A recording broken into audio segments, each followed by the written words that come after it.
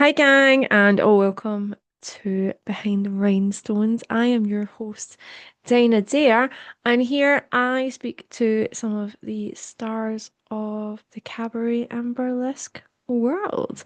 There's a new episode coming for you every Sunday, so please do like, subscribe, and leave a comment seeing how you want me to interview next, and maybe it'll happen. Today we have an absolute tour de force with us today, a comedy queen. It is Seedy Frills. Thank you, Seedy, for joining me today. Thank- It, no, it's a delight. It's like we haven't seen each other. Well, first time we properly met was in BHOF, and I haven't seen you since then. So how have things been? Yeah, to be honest with you, BHOF seems like it was a million years ago now, which is crazy because I mean it was summer, but yeah, yeah, it seems like it was years ago. But I think that's because there's so much packed into it, and yeah, there was a lot going on.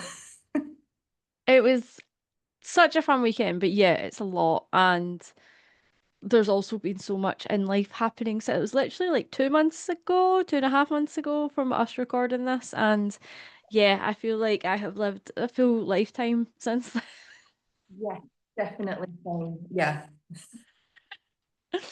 Um, so obviously I've been following you for a while and then obviously we met, which was wonderful. But I probably only know what about like what I know about you, I know just from seeing things online. So one of the things I realized I definitely didn't know is how did you get started in burlesque and how long have you been doing this for? Because I have no idea. Oh, yeah. So I got into burlesque in 2015. So was it 2015? Yes. So, and I got into burlesque in a bit of a weird, unconventional way. So, in 2014, I was having treatment for breast cancer. So, I got breast cancer when I was 28, and I had the whole load of like the operations and the chemo and the radiotherapy and the all the kind of hormonal stuff that you have after that. And around about the time of chemotherapy, I just had this like weird vision, and it was like, okay, I'm going to be a burlesque performer. And I've told this story so many times, and it doesn't sound any less weird the more I tell it, because I didn't actually know what burlesque was. I didn't know anything about burlesque. Okay. That's why it was so strange. Mhm. And I'd done like performing and dancing like years previously. Like I did like my A levels in performing arts and dance. I went to do a degree in performing arts dance, but then I didn't do anything really related for quite some time. So yeah, I had this weird vision. I think it was probably the chemo drugs, if I'm honest with you. And it was like, I'm going to be a burlesque performer. Like I said, I didn't know what it was. I think probably at the time I just assumed burlesque was like some kind of style of dance. Mhm. But yeah, during my chemo, it was quite intense, and I spent a lot of time at home, like kind of a bit like when it was the COVID pandemic. I was one of the people that had to shield, so you had to stay for like what felt like forever. So this was very Yep. similar to me. Like I'd kind of done all this in 2014. With the chemo, I would have like really rough. I'd have like a low immune week where I wasn't allowed to like go out the house and be around people or go to shops or anything like that. And then I have a week where I was like kind of relatively okay. So I spent a lot of time at home. Um, Mm.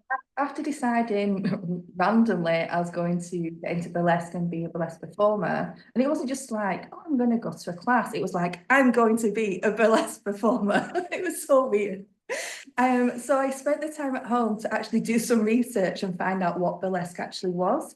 Mhm. Spent a lot of that time watching videos on YouTube, watching lots of performers, finding out a bit more about it because I honestly didn't know really what it was at all. And then I started searching for classes. And I think once you're involved in burlesque, you do classes and workshops and courses everywhere. But if you're totally outside of that bubble, it's really hard to kind of find things online. Um, But yeah, I eventually found Lady Wildflower, who was one of the closest people at the time to where I'm based. And she was offering like course, she was putting on shows, obviously, but she was offering a beginner and intermediate course. And I just thought, once I'm well enough again to go out and start doing things, I really want to do a course. Mhm. So yeah, I remember going to watch my first burlesque show in December 2014, and I just literally finished working therapy, maybe like the week before or something. So I went to this burlesque show with my mum and my nan. Oh my God. Yeah, it was yeah. And I remember So cute. like I wasn't like fully well, but like I really enjoyed it. And I remember going because I'd still hadn't grown my any hair back. So I was practically bald going to this show. And I kind of got through the show and I was like knackered and had to leave to go home. But I was just like, yeah, this is great. And my mum and my nan were like, this is what you want to do? And I'm like, yeah. And then Lady Wildflower was starting a new course the following February, which gave me a bit of time to kind of get a bit of strength back. Mhm. And I did a beginner's course. At the time, it was in Todmorden, and then straight after that, there was an intermediate course in Manchester. And I didn't make it to every single class of both the courses because some weeks it was just too much for me to do and to travel there as well. Um, but yeah, so I did the courses. Um, and then I just decided I was going to get my first burlesque act together. And we've only having been to, I think, 2 burlesque shows at this point. I was like, I'm going to get my burlesque act together and apply for shows, which I did. And the first thing I applied for was Legend in the Making, which is the competition at the Hebden Bridge Burlesque Festival. Obviously, I'd heard about the festival because it's called the Wildflowers Festival, and it's probably the closest one to where I live. Um, so I applied to that, and I actually worked with Lady Wildflower one day on something totally different. And I remember saying to her, "Oh, by the way, I'm working on my first burlesque act, and I'm going to apply to Legend in the Making." And I remember her face was kind of like, "Really?" She's so honest, isn't she? She's so honest. And I was like, yeah, I know, I get it, but it's not about getting into the competition for me. It's about giving myself something to work towards, give Mhm. myself a deadline to have this act. Because at the time, she was saying, the you had to apply by a certain date. And I was thinking, okay, it's giving me a deadline. I'm going to get my act together. I'm going to make my costume, and then I'm going to apply. And then it doesn't matter if I don't get into the competition, I still will have won because I will have created something and I will Yep. have filmed it in the studio, and then I can use that to apply to other shows and stuff. So that was the main aim of it. It gave me something to aim for, to have an act ready. And I did, and I applied, and I somehow got into the competition, which like was a miracle in itself because I hadn't performed. Um, So your debut was Legend in the Making. was going to be. I ended up debuting just before that. So what happened is I got into it, and I honestly thought when I got the email saying that I got into the competition, I thought, oh no, she's made a mistake. And I thought I'm gonna have to tell her in case she's sent out the wrong email to other performers as well. But no, it turned out like it was legit, it was happening, and I was like, oh my God. Um, so then I spoke to her and she said, well, now you know you've got through to the competition. Do you want to debut at my Frou Frou Club show? And that was happening the month before the festival.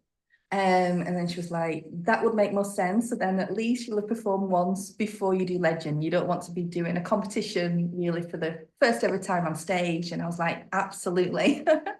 So I ended up debuting at the Frou Frou Club show. I was the only newbie debuting. It was very nerve-wracking, and I loved it though. I absolutely loved it. I'm trying to remember the performers who were performing. I think Tristy Vogue was performing. A performer called Verity Gray, who was fabulous. I don't think she performs anymore. Um, Coco Deville was performing. And it was just such a lovely show. And It was scary as hell. I remember thinking, like, I was stood in the wings, ready to go on, ready to be announced to go onto the stage. And I remember thinking to myself, what the fuck am I doing? What have I decided? Why have I decided to do this? And it was literally like a split second before my name got called out, and then I had to go on and just do it. And then it was okay. It was fine. I survived and I enjoyed it. And it was such a lovely audience. And she'd obviously explained I was a newbie and they were really like there for me and supportive. So yeah, so I did that. And then a few weeks later, I performed at the Legend in the Making competition, which also was very nerve-wracking, but a lot of fun. Yeah, and I somehow won the Audience Choice Award for that. So yeah, it was a bit of a whirlwind getting into burlesque. Um, yeah, I don't know what I was thinking. But yeah, it was interesting times. I don't think I'd recommend getting into burlesque that way just because it was quite stressful when I was suddenly like having to perform all of a sudden and having to do a competition. And also like I didn't really know anyone in the industry other than Lady Wildflower at this point because I Hmm. go into shows. Like I feel like nowadays a lot of the new performers that start off, they're already kind of in the industry because they've either been going to shows. um, Come on, you. Sorry. they've either been going to shows for a while or they've been volunteering at shows and events. So they've already got in there somehow. So people and producers know who they are. So I feel like that would make life a lot easier. Um, but yeah, no, I'm glad I did it. I did it my own weird little way, and that's how I started. So that was, let me think about this. So it was 2015 when I started doing the classes and the courses, and then early 2016 I started performing. So it'll be like next year will be 10 years, which is yeah, nuts. It's a big one. That is the most unique and mental origin story I've heard so far. I know. Yeah. And it sounds just as weird as the first time I told someone this story. It's so good though. Like the fact that I actually think it shows a lot of who you are in terms of like the tenacity and the commitment of you were like, I'm gonna do this. And then you did. You carried through and you didn't just carry through, you were like, yeah, I'm gonna apply to this competition. And I know you said it was to give yourself that deadline, but then you got into the competition and you got audience choice. Like that shows you that your decision to come into this was like 100% the right decision because you clearly had, I know you've got all that background you talked about with theatrical and drama and everything, but you clearly have something that really works well in this industry for you to, or in this creative art form for you to have come in and immediately like, whoo, skyrocketing, which is amazing. Tell us a bit about that first act then. Like, where did that come from? How did you go about creating it? Like, and also, is your creative process different from how that one was, or is it still kind of the same? Okay, so my first act was a sailor act, and it was very cheesecake in style, costume and performance style. And I mean, my acts now, even though the comedy, they're still very cheesecake comedy. But it was pure cheesecake because I thought I'm going to start out as this pure cheesecake, very like cutesy, very like, oh, like 1950s pin-up art kind of thing. Because when at the end of doing Lady Wildflower's burlesque course, one of the things we had to do towards the end was create our own little act and perform it to each other. Um, and I think mine was probably one of the few that was pure cheesecake, and it was I did it to the Marilyn Monroe version of Boo Boo Doo, and it was very cute, very playful, very cheeky, and I just felt at the time that was kind of the style I was going for. So the sailor act I created was very similar. The look kind of came from like the 1950s pin-up art, and that's the image I had in my head. And I'm not even sure like how the creative process really was for that first act. It's such a long time ago. I think initially I had the idea of the sailor kind of image, and then I created an act around that. I kind of thought about, because props always come into my creative process. I just can't stay away from props. So I remember thinking like what I could use that would link to the sailor. And I thought about like a life ring, and I thought, oh, I can make it giant and over the top, like a hula hoop. So basically, I got this really heavy power hoop, and then like added layers and layers to make it even heavier and more ridiculous. And it was basically a sailor life ring. And then that was kind of like my gimmick at the end to use it to hula hoop with while tassel twirling. Nice. And I used it at the start as well. I came on with it all like cutesy, and it was very, very cheesecake. I started the comedy element. The comedy kind of came into it more by accident, if I'm honest. Okay. I started performing it, and I just did really kind of movie competitions and stuff at the start. And the more I performed it, I got used to the act. And then there was one part where I have to kind of spin the hoop above my head, and I put it towards my back and hold it up like this.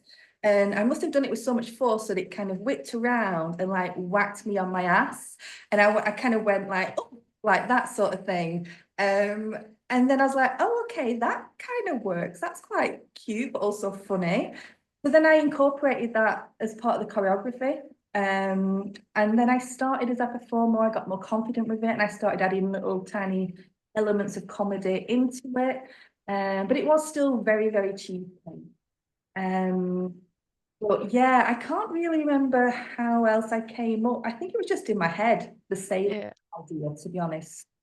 Like nowadays, my creative process, I suppose, is similar. I have an idea for something, and then I just tend to, because I have that many ideas. This is my problem. This is my issue. I have ideas coming out of my ears. Like I have burlesque ideas all day long, and I just try to ignore them a bit now because it gets a bit too much.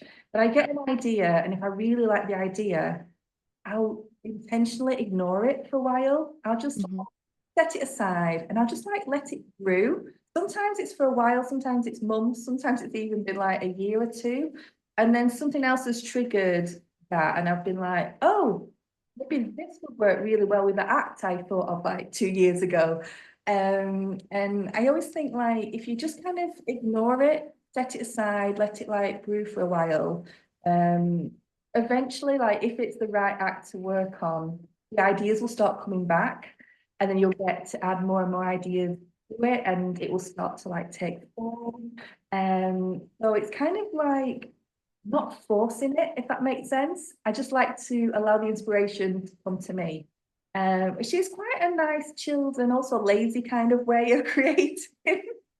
But it does kind of work. What's really strange, although maybe it's not that strange, because I remember talking to people recently who do something similar. The actual choreography, like the structure of my acts, because most of my acts are pretty choreographed. Hmm. um, like all like 100% of my acts are choreographed like all the way through. I don't tend to like leave leeway for improvisation. Like if something goes wrong or something happens, then yeah, fine, I'll improvise and deal with it and whatever. But I always start off with an act that's like fully there, if that makes sense. Yep. Choreographed. And if I've got it in my head, that's great. And if things happen and I merge away from that during the performance, fine. But I always have something that's like structurally there. Um, but when it comes to choreographing it, I tend to just wait for it to happen, if that makes sense. Do you know that really weird time where either when you're just like drifting off to sleep or in the morning when you're just coming round? Hmm. Well, it takes me a long time, to be honest. Yeah. That's when the ideas come into my head and the choreo comes into my head. And it's really annoying because it only happens at those times. Um, so then I have to get out of bed and get a pen and paper and start writing notes. But my last act I created my Let Them Eat Bowls, which is kind of Marie Antoinette, and there's like a Marie Antoinette style, then it's like a ball pit. I choreographed all that during those weird moments of drifting off to sleep or waking up, if that makes sense. Mm-hmm. Whole act was choreographed in those moments. So like I made sure I had like a pen and paper by my bed because I kept waking up at like ridiculous o'clock in the morning, and then being like choreographing it in my head. And I'm like, where has this come from? But I knew I had to get up and write it down because I had a bad memory. But yeah, that's my weird creative process. It clearly works. So it may be weird, but it works. But I get what you mean about those moments. Sometimes I'll be lying there and I'll go to bed and then my brain's like, what about this? And I'm like, this is not the time Yeah, for that. Can you not? yeah, exactly. It's so frustrating. But I can either lie there and continue thinking about it, or I could go to sleep and ignore it. But I know if I go to sleep, like I'm going to forget about it the next day. So I always make myself get up now, write it down, and think, right, it's there. I've written it down. I'll come back to it another day and go back to sleep and get on with my life. I feel like if I try and make myself sit in choreo, it's never my best choreo because I'm making myself do it instead of just letting it, as you said, kind of come. But I've seen myself sitting at work and then my brain's like, oh, what about this? And I'm like, what? I'm in the middle of a meeting. What are you doing? This is not the time to do. And then I literally have a notepad that sits like right here that I just like scribble choreo notes in because I'm like, right, I need to actually try that later and make sure. I don't know if you get this if you see something in your head, but then you have to try it to make sure you can actually physically do it and it looks like how you think it's going to be in your head. That's the thing. I have great, wonderful things in my head, but sometimes half of those things, no, not going to happen. So it's nice to have like an idea, like floor work, for example. Not really my thing, but I always have great ideas for floor work. But also like with the use of my props and stuff like that, I think, oh, that'll be really good. Like my Doris act on my space hopper, I was like envisaging doing all these like crazy kind of poses, like led on the space hopper and stuff. And in my head, it was brilliant. But then you get to the studio and it's like, yeah, nah, 80% of that is not going to work. It's just, Hmm. but yeah, like floor work's another thing in my head. Yeah, that looks great. But, floor work's not my forte. Some things just don't work or don't look right. And you don't necessarily know about that until you physically do it and get to a studio and like try it out. But it's nice to already have those ideas there so you can try them out. I know there's performers that will just go to the studio for the first time, just like start improvising. But I think if I was to do that, if I didn't have something already there that I wanted to do, I think I'd probably just stand there for like an hour thinking, oh, I don't know what to do. Your brain's like, no. I can do that with props. I can, like, if I'm playing my new prop, I'll just put music on and mess around and find, like, movement patterns. But, like, if it's like a silk or fans or something like that, and then I can kind of think, oh, how can I incorporate that? But I don't just really go in and just improvising doesn't work for me. Because I tend to find then I just do the same things and then everything looks the same as well. Yeah, exactly. Yeah, yeah. So. That's good to know. Yeah, so you obviously talked a little bit about the comedy. You are, as far as I'm concerned, the queen of comedy. Your acts are hilarious. They're always very, from what I can see, it's heavy on like that physical comedy aspect. They've always got really funny concepts. Are you, obviously you said that's kind of sneaked in a little bit at a time. Is it something that you have consciously worked on or has it come quite naturally to you? I think it's come quite naturally. Yeah, 'cause like I say, I weren't expecting it with my first act that started off purely as cheesecake. I just found out that that was kind of how, I don't know. I think as I performed more and I got more confident on stage, it just came out more naturally. Yeah, it's never really something I kind of force, if that makes sense. Um, Yeah, there are times when I'm like working on a new act and I might kind of think, oh, what can I do to add a comedy element? And I actually teach this in one of my comedy burlesque workshops called Finding the Funny. Um, I mean, I don't always do this, but it kind of explains how you can add comedy elements just into an act that isn't initially comedy. So in that workshop, we do lots of different activities, but then I teach a piece of what I would class like straight choreo with a bit of a classic kind of showgirl vibe to it. Hmm. We then come back to it and I identify moments in that choreography that will be really good to add a comedy element. And I either like teach the students what I would do, or I give them a bit of space to do something of their own in that point. Um, so yeah, sometimes I do think, is there enough comedy in? Do I need to add some comedy? But most of the time it just kind of happens, if that makes sense. And to be honest with you, I don't necessarily always think, oh, I've got to add some comedy into the act. There's got to be comedy here, there's got to be comedy there. I think a lot of it comes from your facial expressions and how you react to certain things and your kind of how you interact with the audience.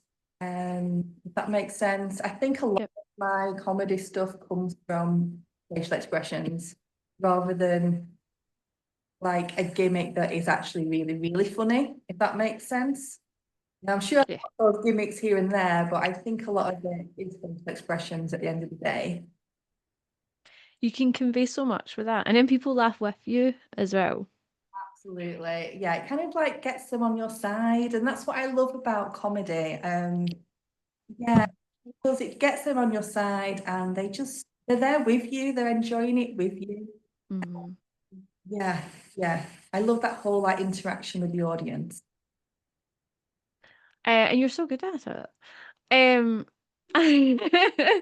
you touched a little bit there that you teach. Haha. What do you quite enjoy about teaching?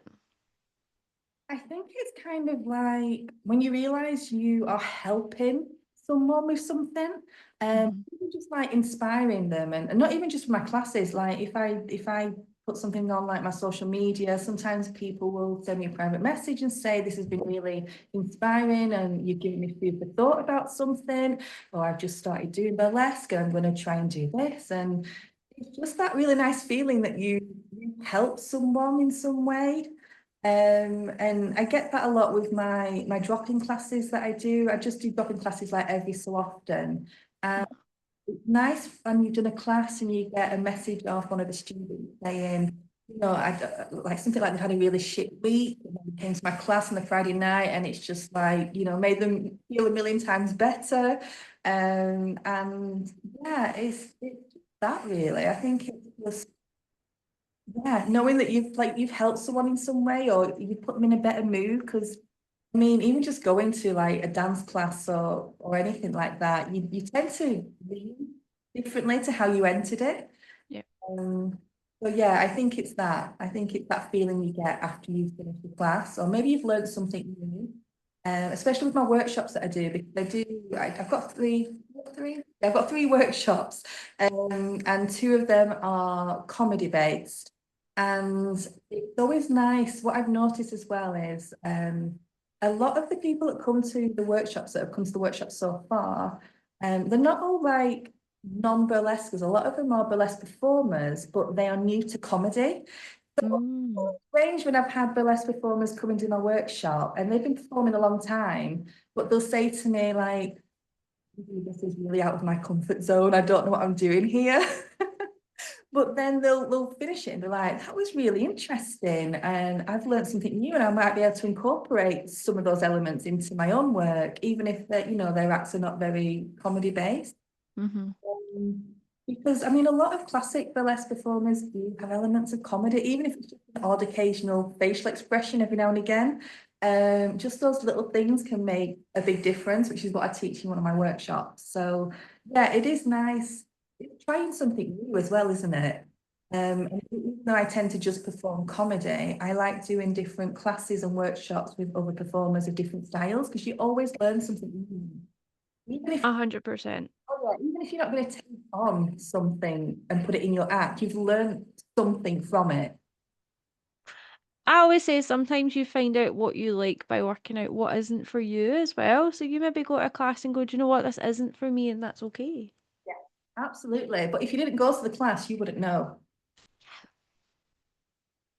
Exactly. You dropped in social media there. We also have to talk about the fact that you've got like what, 18 odd thousand followers now, is it? Yeah, yeah, I've been working on Instagram like a lot for the last 2 years. But yeah, Instagram was not like social media was not something I was on the ball with. I'd been performing a few years, at least maybe 2 years before I even joined Instagram. Wow. Yeah, I know, I know. Yeah, I'm like a dinosaur when it comes to technology and stuff.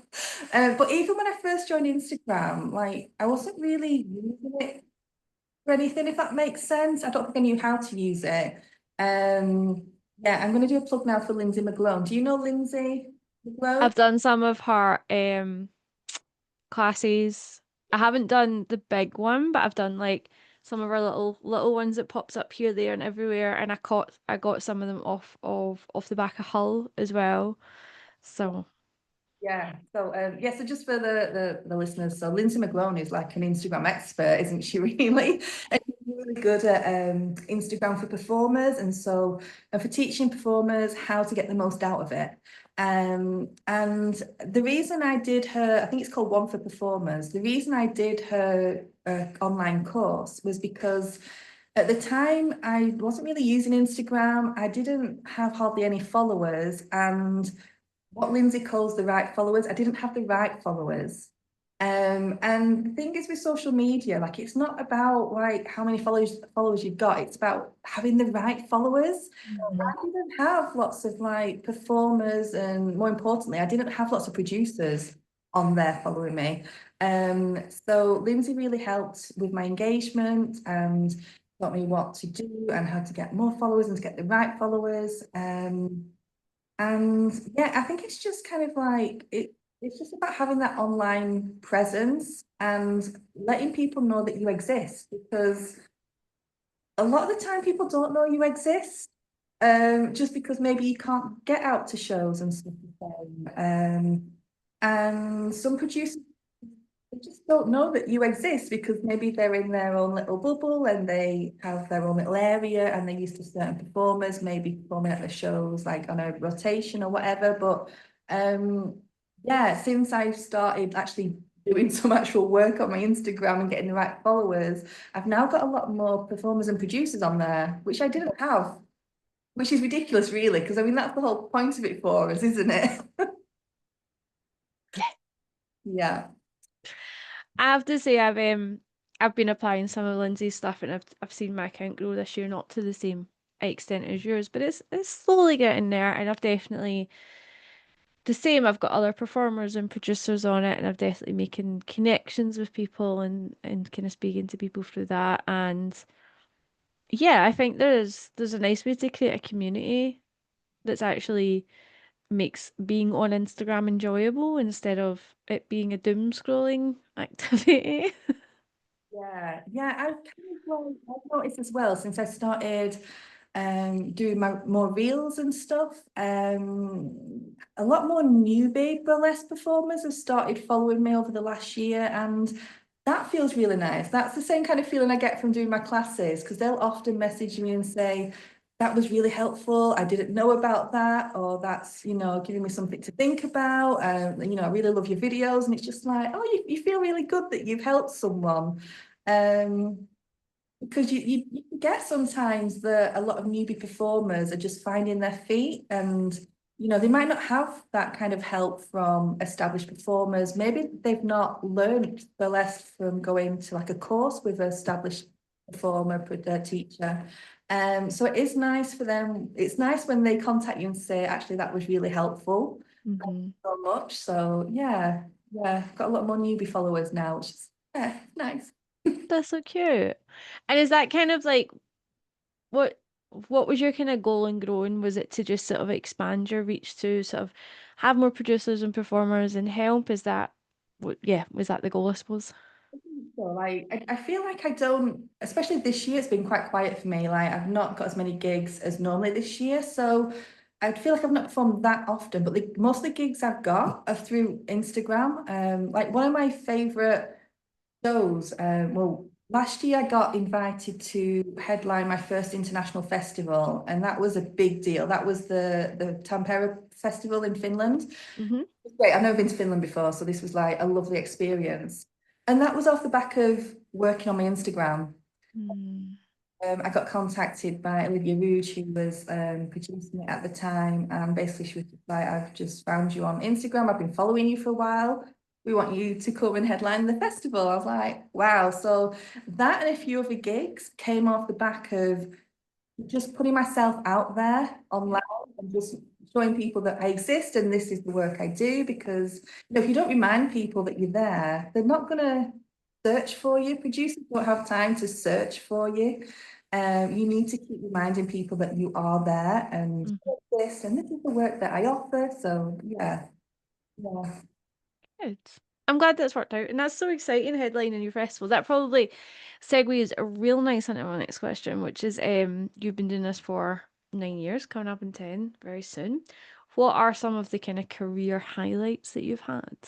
Okay, yeah, so that was definitely one, just because it was such a lovely festival to be a part of. Like not just the fact that I was asked to headline it, but just it was just really lovely. You know, when you do Mm, festivals and you're like, "Oh, I had such a great time." I performed in two out of the three shows that they had. And I taught a workshop and I just had a really great time with everyone and all the performers and all the students that came to the workshop. And I did a brunch show as well, which was just really lovely. It was just such an yeah. atmosphere. So that was a really good one. Another one was I performed in the gala show at the Swiss Burlesque Festival with two of my favourites, Dirty Martini and Pearl Noir. Yes. Yeah, this is Yeah. Yeah, this is a few years ago now, and it was just so cool. Like I've been a Dirty Martini fan since like very early days, finding out about burlesque. And Pill Noir, just absolutely adore Pill Noir. I'd met Pill Noir before when she came to the Headland Burlesque Festival.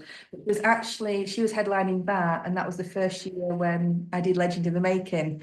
Um, Nice. it was really nice because like we shared dressing rooms next to each other. So I was talking to Phil Noir about the Hebden Bridge Festival, and yeah, it was just like yeah, I was just so excited to move. That was the year I started doing some international shows and festivals, and yeah, just being like sharing a stage with Dirty Martini. Like when you're a big fan, Yeah. it was like such a big moment. I was like, this is great.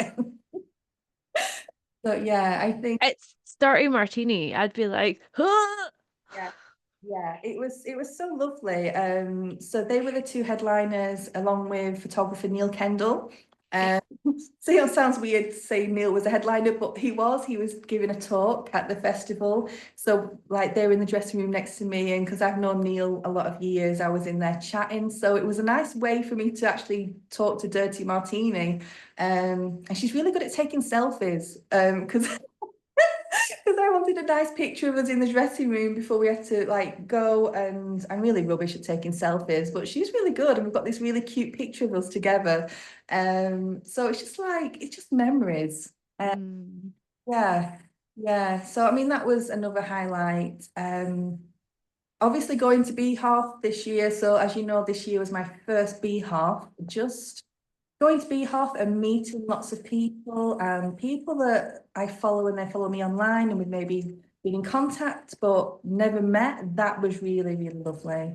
mhm. I taught a class at the Burlesque Hall of Fame Museum, which was amazing, a one-to-one class with one of the students, Libby, who was lovely. And just the fact that I was asked to do that in the actual museum, just weeks before it closed. So yeah, that was a bit like a kind of pinch me moment, like this is Mm, cool. So yeah, there's lots of career highlights. I have to say one of my favorite things, is going a little bit off tangent now, is the people that I've met. yeah. burlesque. Like I would say I consider like the people I've met in burlesque, like I'd say like I consider my closest friends. I've come through burlesque, either the performers or we met through performing. So yeah, it's like those connections. It's really- I get that. I think the two biggest things I love about burlesque is I've traveled to places I would have never have went to. Not gonna lie. I'm sitting wearing the Cleveland burlesque. Like I went there last year to Ohio, would have never have went and had a lovely time and met so many wonderful people that yeah, as you said, never would have had a chance. And so many people come from so many different walks of lives and different experiences and different life experiences and that enriches your own life being surrounded by all those people as well.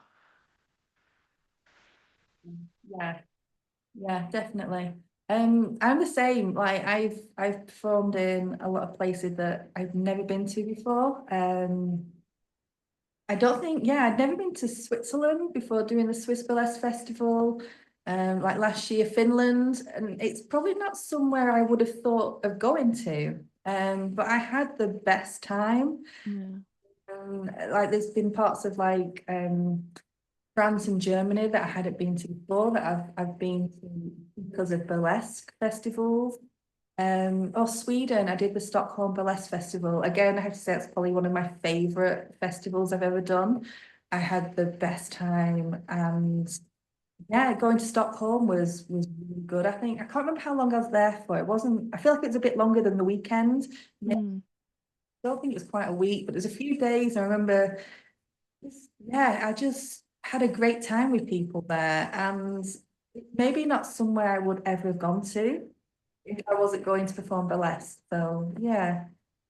Yeah, I get that. Stockholm's up there in one of the festivals I would love to do because I've only ever heard wonderful things about it. Definitely, yeah. We'll go the other way then. What are some of the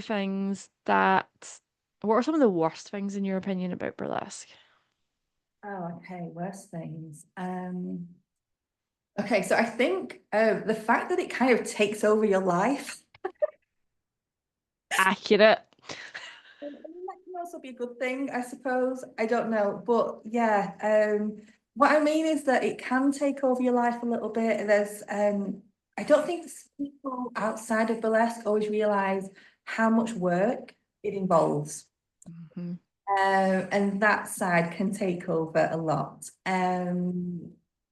Meaning like there's so much effort you have to put into burlesque performing and everything that comes with that. And sometimes it does feel like you're getting very little in return, if that makes, Mhm. especially when there's not that many shows around or you're not getting booked for that many gigs. And yeah, you just spent like you just put your heart and soul into making a new costume that you're obsessed with, and then it's a bit like, oh, okay. You're like, oh, when will I get to take this out next year? Great. Yeah, yeah. I think that's one of the things. It's the amount of work you have to put into burlesque, but I that's not necessarily a bad thing.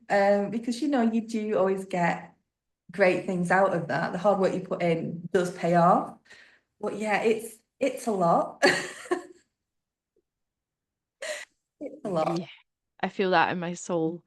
Um, it definitely takes over. I don't know about you, I've been doing this for nearly 7 years and I've definitely had periods where I've not taken a step back as in not performed, but I've had to decenter it from my life because it got too much. I was like, I actually have other things I need to do or other people I need to spend time with. Like, yeah, I don't know if you've ever kind of had those moments where you're like, I need to just decenter this for a little bit.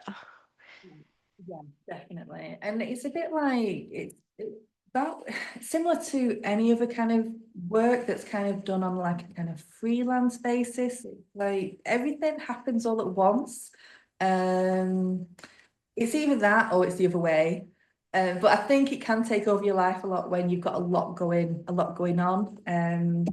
I was talking about the international festivals before. So the first year, it was the second year I decided I was going to do more international festivals. At this point, I think I only had maybe 2 acts, and I just started my third act, which was my clown act.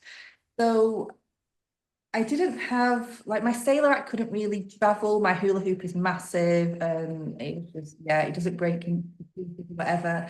So I was quite late in the game of going internationally to perform. But that year I decided, right, I'm gonna do more festivals because people that have been performing similar time to me, and this is another thing that can be quite a bad thing about burlesque, is comparing yourself to others, which you shouldn't do. But at the time, I was like, oh, all these performers that are kind of like my level or newer than me are all doing these international festivals. And I feel like maybe I should start doing a bit more. And as soon as I got my clown act done, my clown act was another one that's easy to travel with. It can actually fit in a suitcase, which is surprising for me. One of the few that I can travel with, like Doris, my space hopper, can travel, but she takes up deflated. She takes up an entire large suitcase. So I can't fit any costume in. So then I have to put all my costume in another suitcase. So I've always got at least 2 suitcases per one act, which is Oh, Jesus. just like so much work, so much effort. I've only got myself to blame. But the year I decided I was going to start doing more festivals, I thought the way to do that was to apply to all the festivals coming up that I quite fancied doing. So I applied to, can't remember how many I applied to, but I applied to quite a lot. And I think apart from maybe one, I ended up getting into all of them. And they were all happening around the same time. And I just thought, like, I honestly thought the more I apply to, the better chance I've got. I might maybe get in, if I apply to like maybe 6 festivals or something, I might get into one of them. That's the reasoning I had. Um, but no, I think I got into about 5 that were all in this space of a few weeks. Yep. One early on in the year. Then there was definitely 3 festivals that were pretty much every weekend, or maybe it was like a couple of weeks in between. And one was Germany, one was Switzerland, one was Stockholm, and then I had one in France. It was just like and it was like, okay, so this is happening. You're like, what a wonderful problem to have. I did that last year. I've said before, I did the States, and I was like, I wanted to do the States. I just applied to everything. Then I got into 4 of them and went, fuck. I was like, can I go to the States 4 times in 1 year? I can now, apparently. But I was exactly the same. I just applied thinking I won't get any, like I might get into one. Yeah, yeah, yeah. Because that's the logic you have, isn't it? You're just saying, oh, I'll apply to them all, and then if I get into 1 or 2, amazing. And then it's a very first world problem to have. It's a very you can't you're like, this is great. Oh, I know, it really is. But yeah, no, like I was just saying before, it can be a lot. And it's times like that when it's a bit like, oh, okay, this is taking over my life. And it's not a bad thing.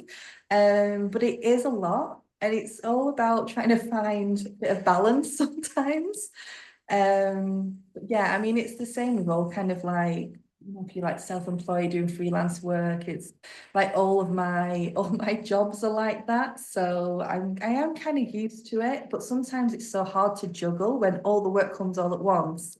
But then the opposite of that is that you go through periods of time when there's not a lot going on. And I say there's not a lot going on. I'm not that person that can just sit around and be like, twiddling my thumbs. I'm always busy. I'm always doing something.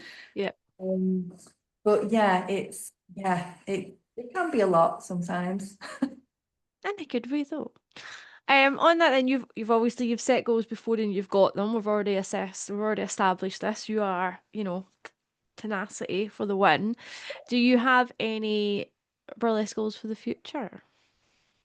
Um, so like yourself, I would love to go and perform in the US, like you've done. Funnily enough, most of my Instagram followers are from the US. And Mm, I think with the style of performing that I do, I think, yeah, most of big offers I get for burlesque shows are in the US, which is wonderful. But then you get into talking with these producers and you get into the nitty-gritty, and it's like, it just can't happen. Like they can't afford to fly me over, and I don't have the funds to travel over. And um, yeah, that and it's crazy. Like I would love to make it happen. I think the only way I could make it happen was to have acts that are maybe in the future, if I ever have acts that are easier to travel with, that I can travel around and do like a little tour. Because I always get the messages of people in the US constantly saying, you know, if you're ever here or you're in our state, just get in touch. We'd love to have you. And I think the only way I can really do that is if I put in the money myself to go there and then I organize a little tour myself. Um, but yeah, I would love to do that. It's crazy how I get asked to perform more in the US than a lot than I do here. But I do think it comes down to like my style. A lot of the producers as well, they really like my Big Bird act. Yeah. That the issue with that is totally covered in real feathers. So it's the case of animal products going into the US. Mm. So, because I've been asked for that act so many times over there, when I've like looked into it, and it's like, yeah, but my entire costume, it's not just like a few feathers, the entire thing is Yeah. even down to the bra and the pants and the pasties, and I've got my feather fans, and it's like, um, yeah. And people say to me, oh, I didn't realize you can't bring animal products like that into the US. And I'm like, well, you can, but not without difficulty. They're so strict on things like that. And it's like, it's not just a case of like, it's a small feather found, it's the entire act that's covered in feathers. Then with my Doris, she's covered in feathers as well. Um, but yeah, no, it's nuts. It's like little Brooklyn in the US contacted me and was like, because she loves my work, and she was like, if you were closer to here, I'd revolve an entire show around you. I'm just like, that's amazing. Like, why can't the UK be like that? um, You're like, thank you so much. Move here. yeah, and it's so hard. But yeah, no, I'd love to. That's one thing I'd love to do sometime if I can. Perform over in the US. Yeah, I do have a couple of exciting projects up my sleeve. Unfortunately, I can't talk about them just yet, which is really frustrating, I know. But yeah, people just have to follow me on my socials for the next like month or two. So basically next year, I've got a couple of exciting things happening. But yeah, that's all I can say for now. So, Yeah. yeah. Well, that's a better. It's also you. I feel like you're lining me up consistently here. It's great. We're just like, so where can people follow you online to hear all about these exciting announcements? So I'm on Instagram, Seedy Frills, and I'm on Facebook. I've got a Facebook page. I am on TikTok, but I'm just like really rubbish with my TikTok. Are you on TikTok? Yeah, but I barely post. Yeah, I wasn't on TikTok when everyone joined, during the pandemic. I'm always behind with everything. I joined at that moment when the kind of pandemic in this country was kind of, it was not over, but people were getting back to work and stuff. But being a self-employed freelancer, I had hardly any work that following year. So that's when I started fitness hooping, just for something to do. I spent the whole of lockdown creating my hippo act, and the costume that I made from scratch. It took me 10 months to make this, but most of the lockdown was hand stitching sequins and fabric painting and all that jazz. So by the time we were coming out of the pandemic, I pretty much made that act and it was good to go. So it was like, I felt like doing all the things my mates had been doing, like they were just chilling and drinking wine in the garden and baking banana bread. And I was like, I never got to do any of that. So I was so focused on like, I've got time, I've got to do this hippo act. So that was when I took a step back and I was like, oh, okay. And I had a bit of time and I started doing fitness hooping in my garden just for fun. And that's when I joined TikTok just because it was like, It was just an easy platform to use, and I used it for hooping. I didn't really put much burlesque on there, but there wasn't really much burlesque happening for me at the time anyway. Um, so I started to get followers. I think I got about 5,000 followers, but most of them were on there for my hula hooping and not my burlesque. So then, of course, I started working again and doing burlesque shows. The fitness hooping fun just kind of stopped. I don't have the time for it the same. And I started posting a little bit about burlesque on there, but yeah, a lot of the followers were like, "What's this? I'm not interested in burlesque." I have dipped in and out of it so many times. I'm like, here's lots of burlesque stuff, and then I'm like, here's my cats. Like that's literally it. And then I don't post again for months. Then I'm like, here's my cat again. Oh, also I do burlesque. Like there's no consistency with it at all. I mostly just doom scroll on that app. I think since I started working my Instagram a lot more, just to try and like link that with my burlesque work, I've focused on that. So I don't really have that time now for TikTok. It's just, yeah, social media takes a lot of time and effort, and I think Mhm. you've got to focus on what's working for you. And yeah, I'd love to also post more on TikTok and my Facebook as well, my Facebook page. I do post on there occasionally. Like if the show's coming up and stuff, I'll always post on there and I put odd pictures on.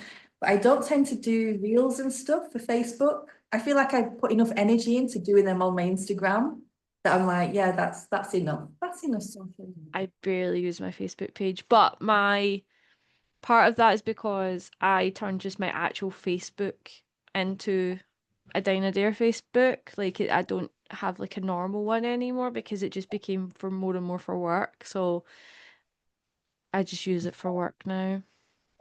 Yeah, no, that makes sense. Yeah. Yeah. Um, It just means that every now and then there's like holiday pictures that are there purely for my gran to look at because that's she's the only person that gives a fuck. But I'm like, Gran, here's my holiday pictures. Please look at them on your laptop or your tablet. Leave me alone. They're on Facebook for her. Well, this was so much fun. It was lovely to catch up with you and to have a bit of a blather. So thank you so much for joining me again. Everyone should follow you online, and I am so intrigued by these exciting announcements that I'm now going to stalk your page like every day until I see them. Yeah, keep an eye on my socials for the next like month or two. Yeah, yeah. always happening, always happening. Well, thank you so much for joining me, and hopefully we will catch up soon. Thank you for having me. Yeah. Bye. Bye.